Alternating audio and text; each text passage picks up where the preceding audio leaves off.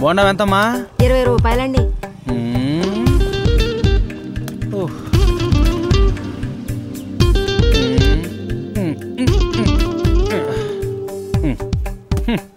ఎరా మావా, సారీ చెప్తే సెట్ అవుద్దంటావా? అవుతుంది, కానీ నాకు దాహంగా ఉంది. ఎండ చూస్తుంటే దంచేస్తోంది. ఏమా వాడుకో బోండం ఇవ్వమ్మా. ఇప్పుడు నువ్వు నా వేవ్ లెంత్కి వచ్చావు. ఉండొస్తున్నా. ఇవ్వమ్మా. రే మావా, తను వస్తుందిరా.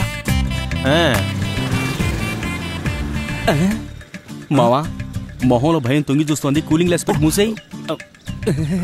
చెయ్యి బాగా ఉణుకుతోంది. పాకెట్ లోపల పెట్టేసాయి. ఇప్పుడు నువ్వు తనతో సారీ చెప్పగానే నువ్వు నిజంగా ఫీల్ అయిపోతున్నట్టు తను అనుకోవాలి. ఇప్పుడు ఫీలింగ్ తో పడిపోయేలా చేస్తాను చూడు. గుడ్.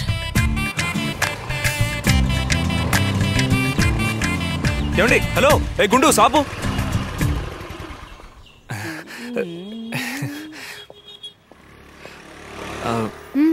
సారీ అండి. ఎందుకు? అదే నిన్న షోరూమ్కి వచ్చి మిమ్మల్ని ఇబ్బంది పెట్టినందుకు. ఎప్పుడు? అదేంటండి, మేము కొంచెం కూడా గుర్తులేమా? అస్సలు గుర్తులేదు. షోరూమ్ అన్నాక ఎంతో మంది వస్తూ ఉంటారు. సో అందరినీ మేము గుర్తు పెట్టుకోలేము. నేను ఫీల్ అవ్వలేదు. నేను ఫీల్ అయ్యాను అనుకుని మీరు ఫీల్ అవ్వకండి. ఏమండి ఏమండి, నిన్న టీవీ కొనడానికి వచ్చామే 3D. మీరు గుర్తు రాలేదంటూ షర్ట్ నలుగుతోందిరా. ఇప్పుడేంటి, నువ్వు గుర్తు రాలేదని చెప్పెళ్ళింది. ఊళ్ళో సగం మంది అమ్మాయిలు ప్రేమించిన తర్వాతనే మాట తను ప్రేమించడానికి ముందే చెప్పెళ్ళింది. నీ లవర్ పెద్ద లంగడి జంబాలా ఉంది మావా. మావా అలా మాట్లాడకరా, తను చాలా మంచి అమ్మాయి. పావుల్ని కూడా దేవుళ్ళ పూజిస్తున్నావు, అందుకని కాటేయకుండా ఉంటున్నాయా? నేను చెప్పేదిను, అమ్మాయిల బుద్ధి ఎప్పుడు ఇంతే. మనమే ముద్దుగా సున్నితంగా డీల్ చేయాలి. సరే, తనేంటి మావ మన ఇద్దరిని గుర్తుపట్టినట్టు యాక్ట్ చేసింది? ఎప్పుడైతే ఓ అమ్మాయి తెలిసి కూడా తెలియనట్టు నటిస్తుందో, మనల్ని చూసి కూడా చూడనట్టు ఉంటుందో, అప్పుడే తను భయపడడం మొదలెట్టిందని అర్థం. అవునా? అవును. ఎక్కడ నీ ప్రేమలో పడతానో అని భయపడుతోంది మావా. ఇప్పుడు ఏం చేద్దాం అంటావు? అమ్మాయిల్ని ప్రేమలో పడేయడానికి మనం కాక్రోచ్ థియరీని ఫాలో అవ్వాలి. కాక్రోచా? యు మీన్ బొద్దింక? ఎస్. ఆ బొద్దింక ఏం చేస్తుంది? మనం ఎంత తరివినా మళ్ళీ మళ్ళీ వస్తుంది. అది రన్ నువ్వు చెయ్యాల్సింది. To be continue.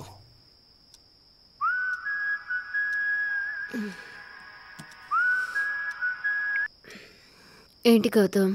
ఏంటి పవిత్ర, సెల్లో నెంబర్ కూడా చూసుకోలేకపోతున్నావా? సారీ. నీ పద్ధతి ప్రవర్తన నచ్చలేదు పవిత్ర. గౌతమ్ ని ఫ్రెండ్ గానే అనుకుంటున్నాను, ఫ్రెండ్ గానే చూస్తున్నానంటూనే డే అండ్ నైట్ నీకు తెలియకుండానే అతని గురించి ఆలోచిస్తున్నావు కదా.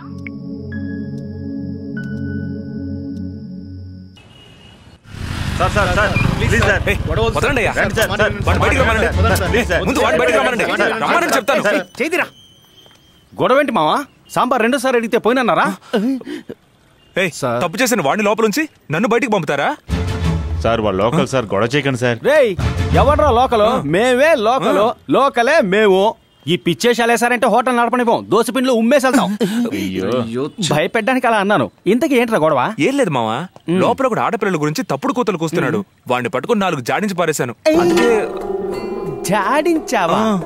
నువ్వేమన్నా ఠాగూర్లో చిరంజీవి అనుకున్నావట్రా? నోరు మూసుకొని తిని రావాలి గాని. నోరు మూసుకొని కూర్చోవడం మన వల్ల కాదు మావా. లోక జ్ఞానం లేకుండా మాట్లాడక మావా. ఆ రోజుల్లో యుద్ధం అప్పుడే కత్తులు తీసేవాళ్ళు, ఇప్పుడు బీర్ బాటిల్కే కత్తులు తెస్తున్నారు. మనమేంటో మన పనేంటో అన్నట్టు ఉండాలి. అసలు నీ మెయిన్ జాబ్ ఏంటి? పవిత్రని ఫాలో చేయడం. ఆ పని మాత్రం చెయ్యి. ఇట్టా హీరోయిజం జోలికి వెళ్ళక.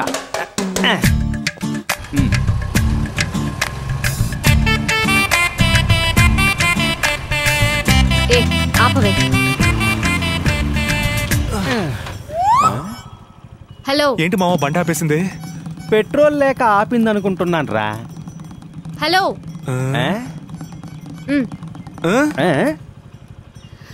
మీ ఇద్దరిని ఇటు రండి. ఒకవేళ పెట్రోల్ అడుగుతుందేమో. మనమే రిజర్వ్ లో ఉన్నాం, కమిట్ అవ్వక.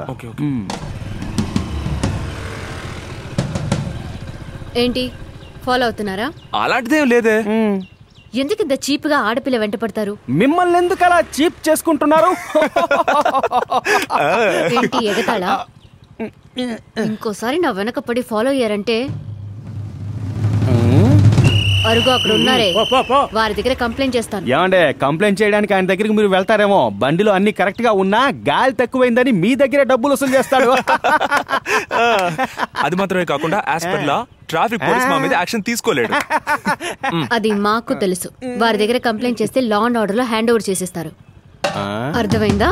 ఇక మీద ఫాలో అవ్వకండి, సరేనా? పోనివ్వు. ఏంటి మావా law and order hand over అంటూ బెదిరించిపోతుంది?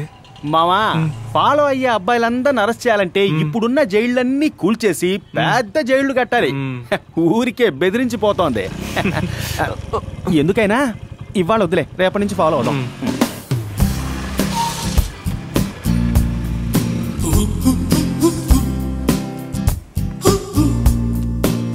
పవిత్ర రా.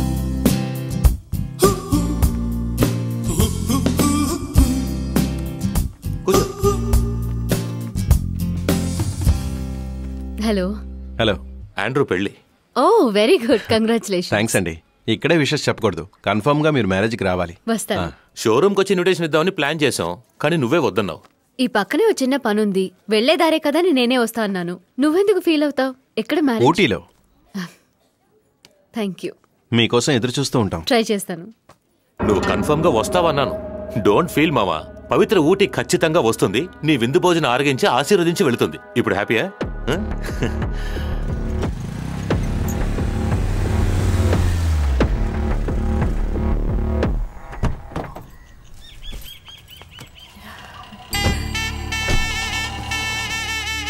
థ్యాంక్స్ అన్నా. వస్తామ్మా.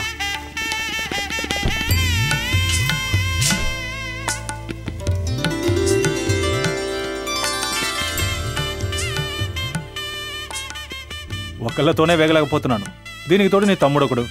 నేను ఆఫీస్కి వెళ్తాను బాబు.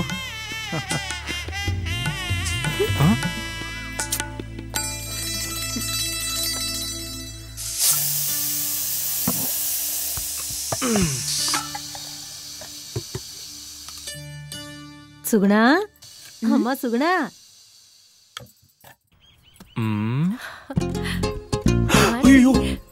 రండి ఆంటీ. రండి రండి. బాగున్నావా తల్లి? బాగున్నానంటీ, కూర్చోండి. ఎలా ఉన్నావు పవిత్ర? సీను వాళ్ళ అమ్మతో వచ్చిందేంటి? కంప్లైంట్ చేయడానికి తీసుకొచ్చిందా? సీను మా తమ్ముడు. నమస్కారం అండి. నమస్కారం మేడం. హలో. హలో అండి. కాలేజ్ చదివయ్యాక మా ఊళ్ళో మా తమ్ముడు 4 మినీ బస్సులు రన్ చేస్తున్నాడు. మరింకేం బెజవాడొచ్చావంటే మినీ బస్సులోనే ఊరంతా తిరిగేయచ్చు, అవునా? అయ్యో ఆంటీ, చిన్నప్పటి నుంచి వీడు ఆంజనేయ భక్తుడు. ఆడవాళ్ళని కన్నెత్తి చూడ్డు.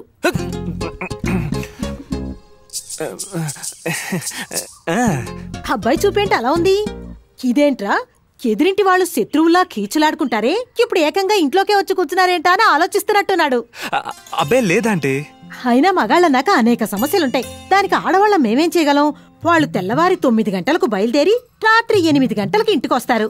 అంతవరకు పక్కింటోళ్ళతో మాట్లాడుకు, ఎదురింటి వాళ్ళతో మాట్లాడుకు అంటే ఇక జీవితం వంటింటికి అంకితం.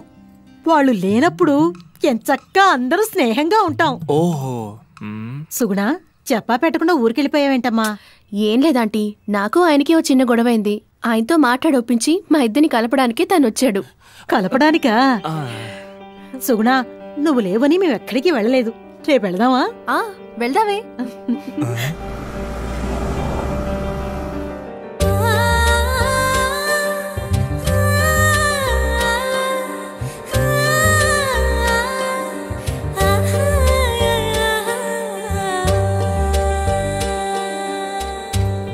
రెడ్ కలర్ సారీ నాకు బాగా నచ్చింది. వచ్చే నెల కొందాంలే. ఒక్క నిమిషం. చాలా థ్యాంక్స్ పవిత్ర. ఎందుకు? మీ అక్కయ్యతో మీ ఆంజనేయ భక్తుడు మా షోరూమ్కి వచ్చి గొడవ చేశాడని చెప్పకుండా ఉన్నందుక? ఫస్ట్ మీ మీద నాకు మంచి అభిప్రాయం లేదు. సుగుణ గారి బ్రదర్ అనగానే మంచి అభిప్రాయం కలిగింది. అది కూడా మీ అక్క బావల్ని కలపడానికి వచ్చారని తెలిసిన వెంటనే ఆ అభిప్రాయం ఇంకా పెరిగింది. ఇప్పుడే నాకు మీ మీద మంచి ఒపీనియన్ కలిగింది.